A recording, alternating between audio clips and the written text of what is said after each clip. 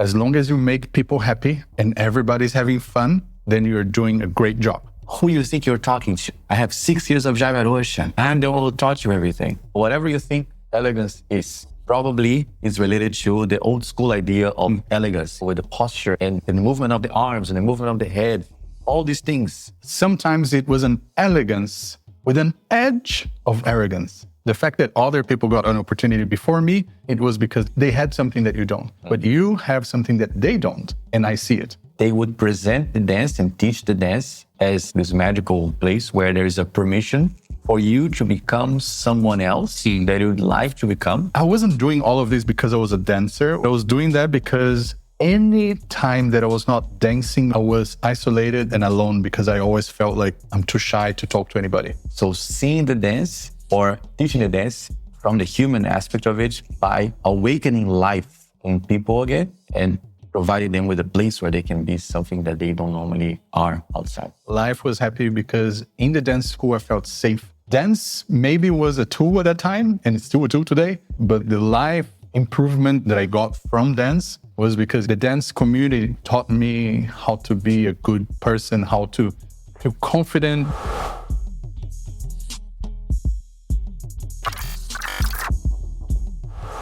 Hello everyone, and welcome back. My name is Alisson Sanji, and let's welcome back our beautiful co-host, Gui Prada.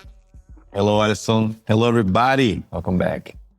In today's episode, we would like to pay homage and show our gratitude to our first teachers and share a little bit with you what about our teaching, or maybe even our teaching persona, still connects to these people that were there for us at the first few months, first few years. For me, I had, I would say, the first teacher, but I quickly moved into other teachers. So I would consider that my teacher that made my first teaching persona, somebody else. How was that for you before we get into names and details? Similar, very similar. I had my first teacher, the first class, the person who introduced me to the first steps in Brazilian partner dances. So bolero, samba, soltinho, forró, a little bit too. And then the teacher and the set of teachers that created, this monster. They set the foundation for what I understand to be a good dance teacher. Yeah.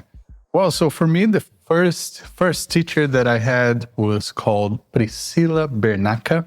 We had these Saturday afternoon classes at the dance school that I was attending. And that was the first class that I had. And I did that course for 4 weeks.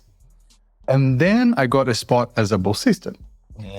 That's when then I met all of the other teachers and the director and owner of the school. His name is Dan and his wife, Lily. So Dan and Lily were my first teachers that made the persona and the dancer in the grand scheme and the long history. And wow, like for me, the biggest thing that I want to talk about first that Dan and Lily taught me and that I try to carry every day in my dance career is that as long as you make people happy and everybody's having fun, then you're doing a great job. That was the mantra, the ethos of our dance school. It was not about competition or dancing technically better than anybody else. It was very much about feeling good for each other, having fun, social dancing as much as possible, and then the rest comes with time.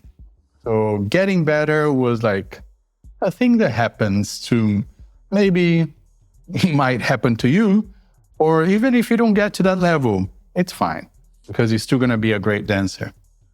That's like the first big value that I always carry. And then there are other ones that are more to do with the personality, the joker type of teacher.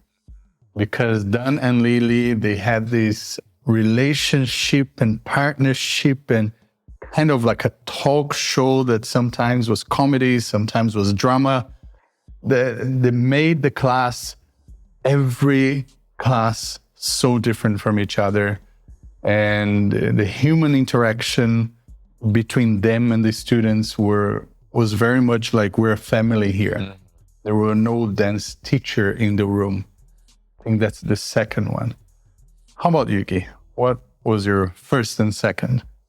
Yeah, the first one was a couple that was teaching in a gym, like a neighborhood gym in the neighborhood that I used to live in Rio. And man, I forget his name. I forget the name of the teacher, the leader teacher, the guy. And her name was Eric.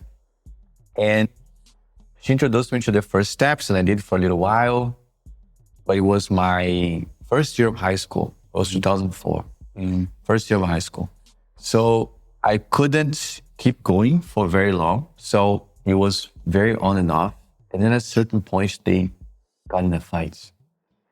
And she was telling me how the fight went. And then she said, who you think you're talking to?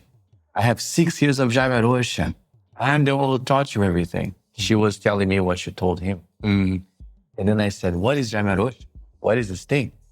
And then she told me, oh, it's the biggest dance school here in Rio. You can go in and can ask to be a Bolsista. And dance for free and learn how to dance for free. And in exchange, you just have to dance with the students. So I went. And then I was introduced to the set of teachers that, you know, like I said before, created my understanding of what a good dance teacher is. And it was really funny because there used to be in Brazil, and I think other countries too, the stereotype of how a dance teacher is like, you know, how they dress, how they talk about art and how they talk about dance. I definitely encountered that stereotype a couple of times, yeah. And in the Jaime Arôxa Dance Studio, when I started there were 3 rooms. So each room, a set of teachers teaching. So then I got to know Jaime Arôxa and Bianca Gonzaga. You know, they were big names. Big names. They were sort of the pattern, the standards, you know, the thing to follow. And then with him, I saw how to relate with the students, how to relate to the class, how to present the content, the jokes, the whole thing, the exercises. Storytelling. Jaime Arôxa, you go on a trip. You go. Every class, you go on a trip. Sometimes after classes, he would put on the chair. He would put the chair, sit on the chair. And then we were like 200 of us, 300 of us. We would all sit and just hear him speak for like an hour. And then I had the other teachers that were really impactful for me. Paulinho, Adriana Gruneau, and Daniel Pinto. Daniel actually moved to Australia a couple years later. Yeah. And with Adriana and Daniel was super similar to what you said about your teachers. The dynamic between them was a thing of its own. And then came Rogério Mendonça. Yeah, I remember. Rogério Mendonça was the teacher that inspired me the most in terms of how to dance comfortably. And then he had a very strong aesthetic. Very strong aesthetic. I don't know about nowadays, but I remember taking classes from him. And you watch that body moving and you go like, wow, that's how I want to be when I grow up. Yeah. There's something about it. It's the classic idea of what elegance looks like. Yes. You know, whatever you think elegance is, probably is related to the old school idea of elegance, you know, with the posture and the movement of the arms and the movement of the head. All these things. I want to say something that might sound wrong, but sometimes it was an elegance with an edge of arrogance. Yeah. There was this. Yes. There was this thing here. Like, I am above. Yeah. But never to the students. It was like, hey guys, let's all rise. Not you stay and I'm on top. Yeah. Very interesting. Super cool guy. It's just, it was this nose slightly up thing going on. But it was amazing. And he was my inspiration of how the dance feels like.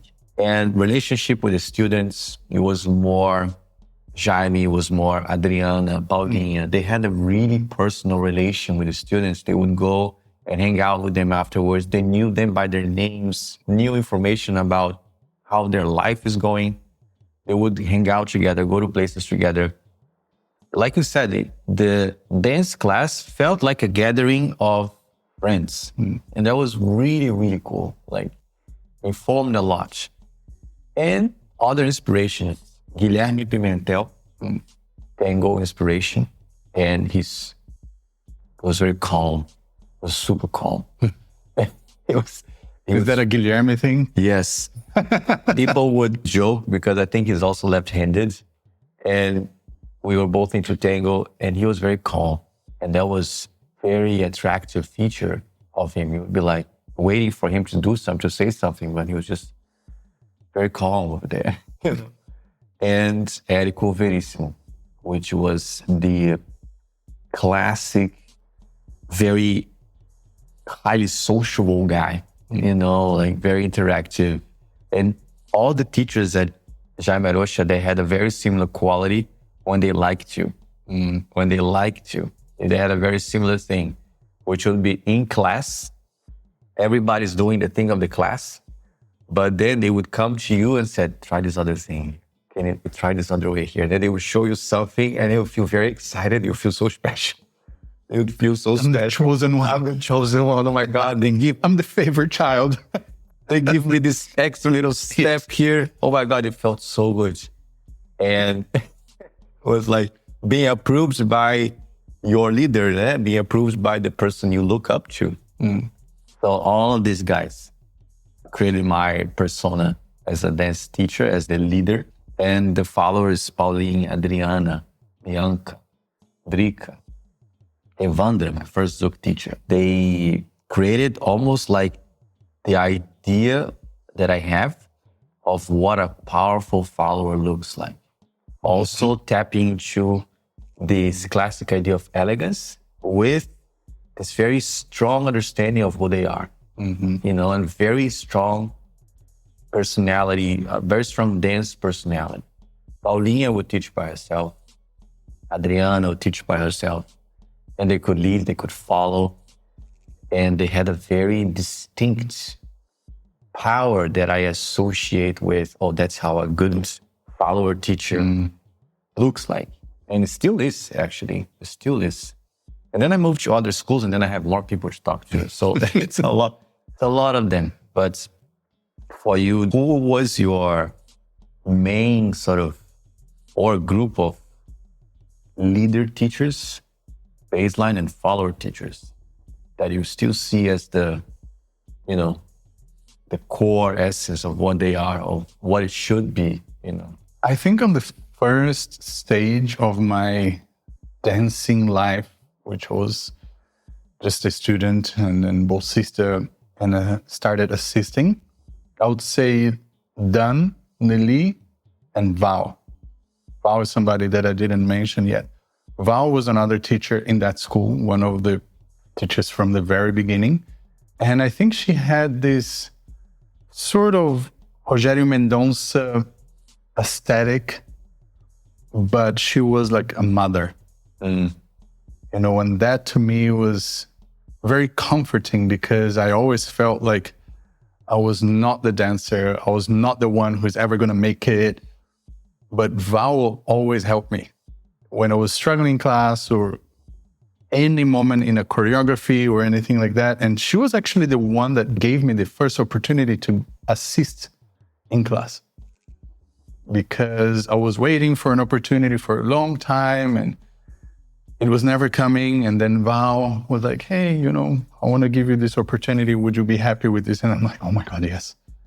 And she held my hand the entire time. And as you might know, I was asking 200,000 questions at all times and scared that I was doing anything wrong because I wanted to make sure I was doing a good job and making her proud and making all of my other teachers proud. But she made a huge difference in me in terms of making me believe that, yes, I had it. And whatever I had that was different from everybody was actually what I should be focusing on. The fact that other people got an opportunity before me it was because they had something that you don't. But you have something that they don't. And I see it. You know, so she saw me, basically. So I think that was a big moment. Val as in Valeria? Or Val? I don't actually know. Yeah, because I don't know her real name. the people listening might associate Val with Val Clemente. That's true, because Val can be male or female because it's a short of usually a longer name. Exactly. Could be Valeria, could be... Like Alex. Yeah. Could be a short for so many other names. Yeah. Alexandra, Alexandri, Alexander, Alexis, my nephew. Alexia.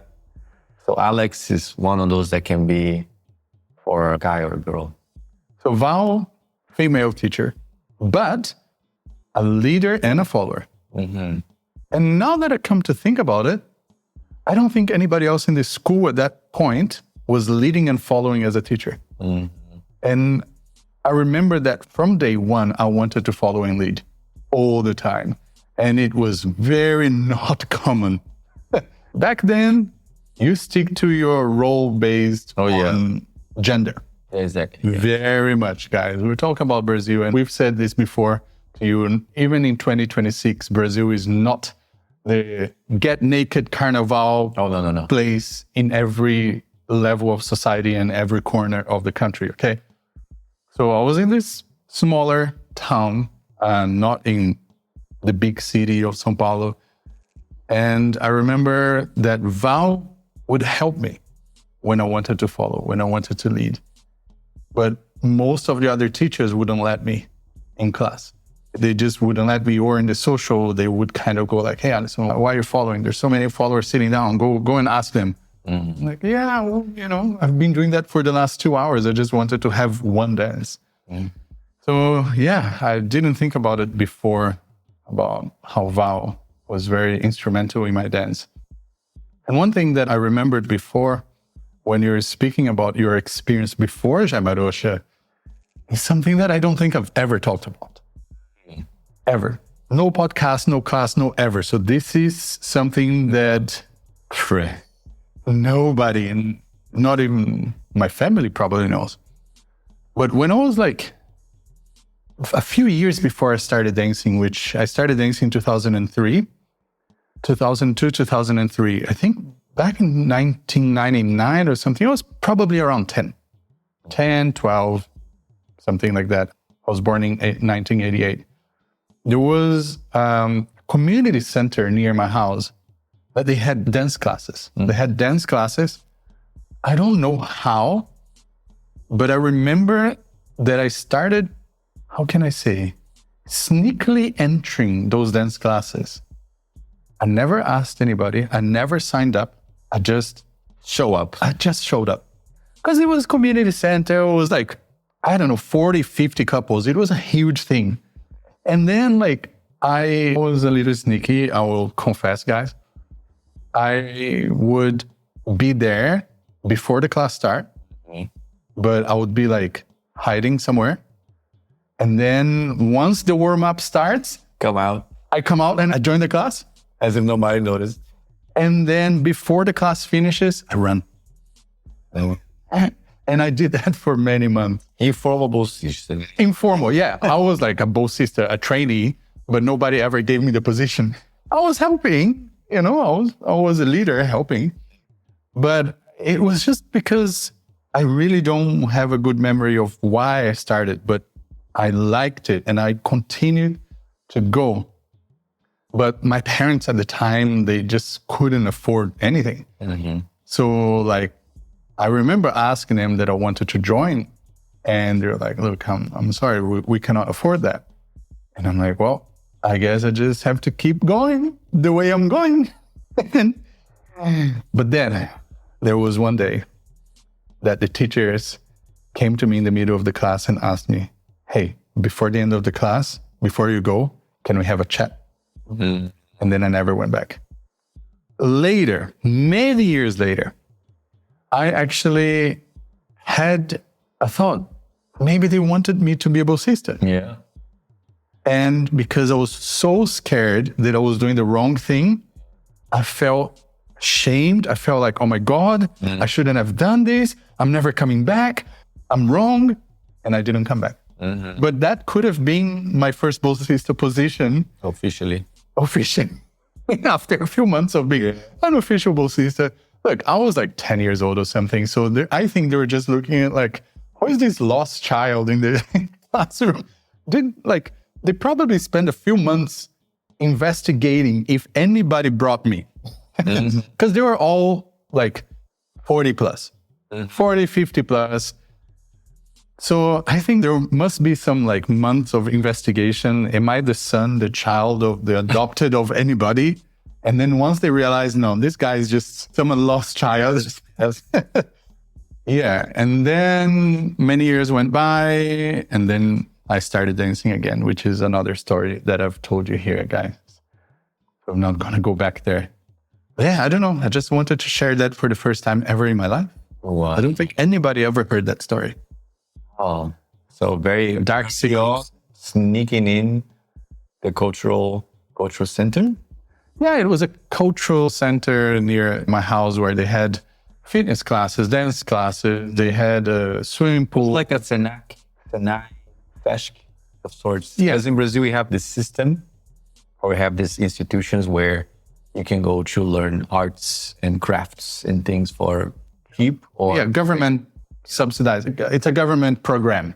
Yeah. Government program where they have lots of things, either for free if you are under a certain income, or for very, very, very cheap. Yeah, I remember it was before high school. I used to study in a Catholic school in Rio. And every year we had the Olympics, the school Olympics. And every year for the school Olympics, we had a choreography. And the choreography was all partner work. I was feel the most excited to rehearse the choreography and to do the choreography because it was partner work. So last night from early on, there was already something there as well. I always participated in my school in whatever dance group, dance recital there was. And especially in quadrilhas. Oh my God. Quadrilha. Quadrilha in Brazil is kind of like, in the middle of the year, there's this, I don't know if you call it harvest festival or country festival. It's all about the farm, the food from the farm, from that kind of thing. We dress up as you could imagine cartoons would look like in the farm, or real people from the farm would look like, Look at a Festa Junina. Festa Julina. There's also... Because it always happens in June or July. It's very interesting. When I started traveling around Europe, specifically in Germany, especially when I was there last year, I went to a few very small villages and towns. And then I started seeing that they have that type of dance and that type of music that I'm like, I think we got that from you guys.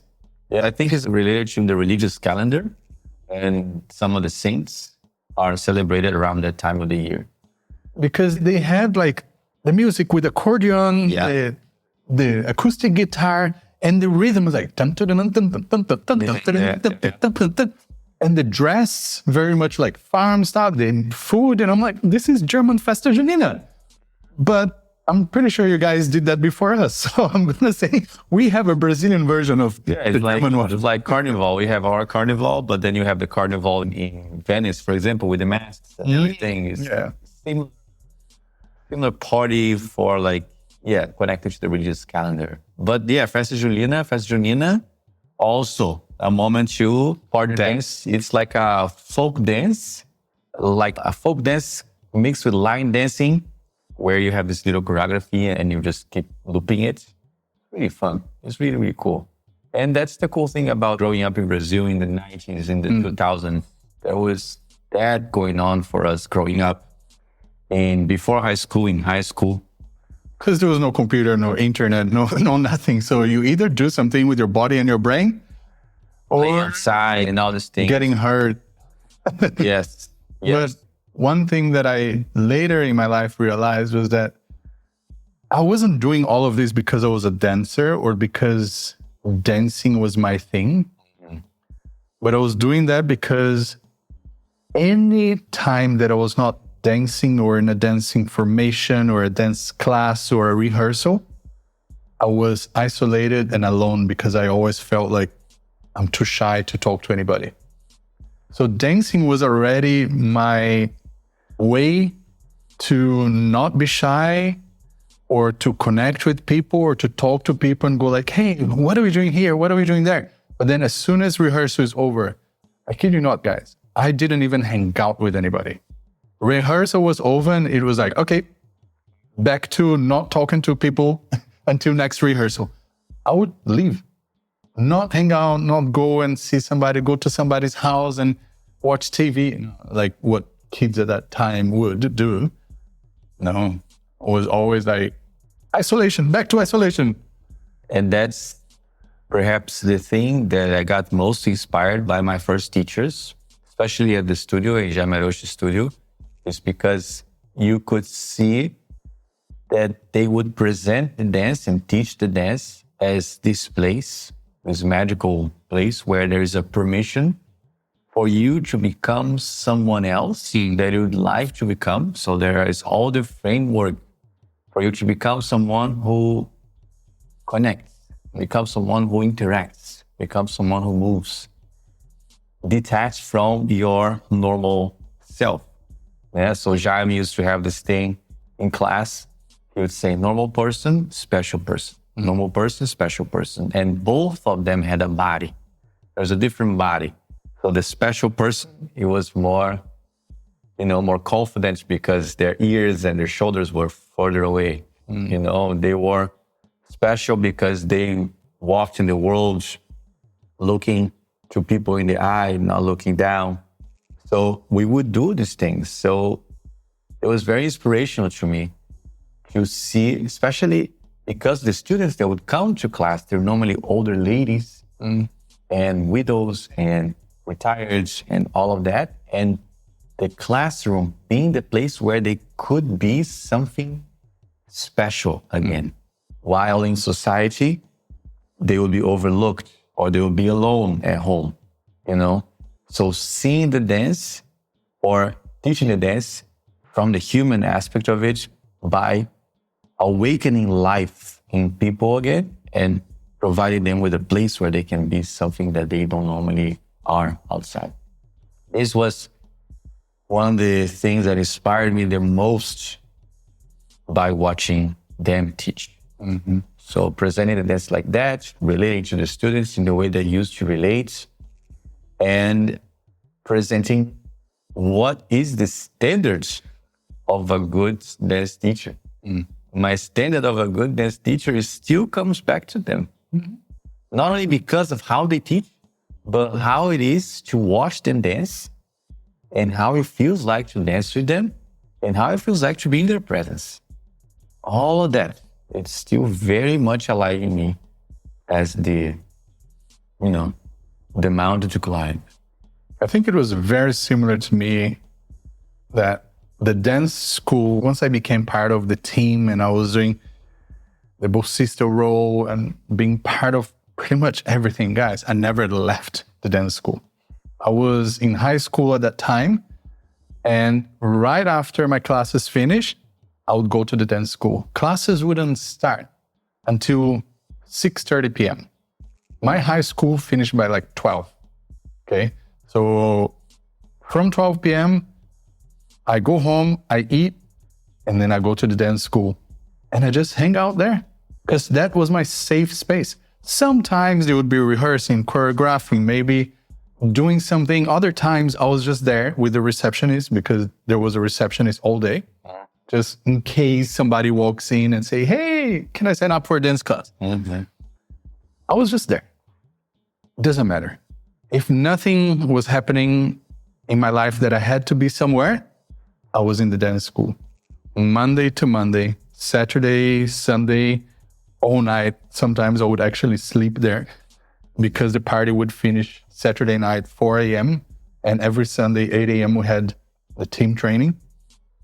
I would just sleep there and then wake up, be okay. Life was happy because in the dance school, I felt safe. I felt like, guys, teenager years, You know high school, you know middle school. It's not a safe space. It's not a place where everybody loves you and treats you well. So like in the dance school, I was surrounded by adults, people who got their shit together. They weren't trying to bully me or humiliate me or make me feel like I was worse. Contrary, because we were young, they were trying to like encourage us to become better people. If we did something wrong, they would come tell us and go like, hey, don't talk like that. It's not nice to some. Like, I felt like the dance school was a place that I needed in my life. Yeah. You know, dance maybe was a tool at that time, and it's still a tool today. But the life improvement that I got from dance was because, like the dance community taught me how to be a good person, how to feel confident that, you know, if you talk, people will listen if you're nice. But if you're not nice, then people can walk away. There was all of those things, you know, like there was a constant state of novelty as well. You would go to bed at 4 and wake up at 8, full of energy because that training, it was the source of life. Yeah. Also because I was like 13. Yeah, I was very young. So you're very young, you're full of energy and the novelty of it. And for me, to be very honest with you guys, it was like really the opportunity to be around the girls. Not for me. For me, was to be around the girls because imagine, it was like, I was 14, 13. So high school, 2004. So 2003, 2, 1, I was like, 12, 13, 11, 12, 13. You're going through the heat. Like super young. And shy as hell. So shy. So pathologically shy. Like you said, go to my corner. Yes. If I'm not being useful for something, I'm not talking, I'm isolating. It was so difficult. Yeah. And you imagine in Brazil, boys at our age, 10, 11, they're already so outgoing, and talking. Especially the ones that played football. Yes. Imagine those American movies where there's guys with the big jackets with, like kind of walking down the high school. Yes. We were not that. And, there's a part of you who wants to belong. There's a part of you who wants to be able to do that. Yeah. And in not being able to do that, the dance was the only way that I could connect with the girls in a way that I would not freak out. Cold sweats, everything else like that. Just keep the body moving. Don't speak. Keep the body moving. Don't speak. And then later on, as a Bolsista at Jaime Arôxa, it became like, look at all these very cool things that we can do. We can do all these very cool things. And it felt really incredible when we could do a cool thing and we could do it to the music and how it felt like and how it looked like, and you go changing, And I am so grateful for my teachers because they created an environment of learning that it was so rich. It was really rich. How many names have I said so far? And there are more. So imagine all these people are under the same roof. I was part of a training group, of a training team of one of our most iconic teachers, Paulinho, Paulo Sérgio Soares. For us, the dear Chacha man, because it was one of the only guys, only teachers I knew in Rio that were specialized in ballroom dance. Only him. So we called him Chacha man. And he would bring that ballroom dancer teacher aura into the class. So it was really tucked in shirts, pants, like trousers, like dress pants up here, the shoes with the little heel, super up straight posture. And we'll talk about this as he was talking about philosophy, but in a very interesting way. Academically. And he has this firm belief that the best modality of dance in the world is rumba. It's very central. Yeah, rumba. It's a very central dance. If you know this, you know everything else, blah, blah, blah. And so he was a character. And I was a part of his team, that we started with, I think, 30 couples and we ended with 2. Survivors. And we did the tango choreography. It was maybe my second choreography ever in my life. It exists on YouTube. You know? You might find the link down below. You might find the link. And he was like, back then, I could not understand what was going on. But now I do, you know, he was so in love with the thing and he talked about it. And now I see us here doing a whole podcast about dance. And the podcast that was back then, it would be Paulinho with his cigarettes, you know. Like 200 people just... Yeah, and talking to you with eyes like this, you know, and long pauses, you know. It was, again, informed my personality as a dancer, as a dance teacher. I have the Paulinho in me somewhere. This very caricature, performatic dance teacher, you know, that talks about the dance in this very special way. So a lot of gratitude to him as well for everything. Well, I think that's a good amount of down the memory lane journeys that we've done. Lots of names, lots of stories, some very, very first shares here from me, and I guess from Gui too. So guys, let us know if you've enjoyed this episode down below in the comments, and please continue to help us by following, subscribing, sharing, liking, doing all the things to help this podcast to grow, and also our ZoukNerds community worldwide. We hope you've enjoyed it. So thank you. Beijos, abraços, and ciao. Ciao.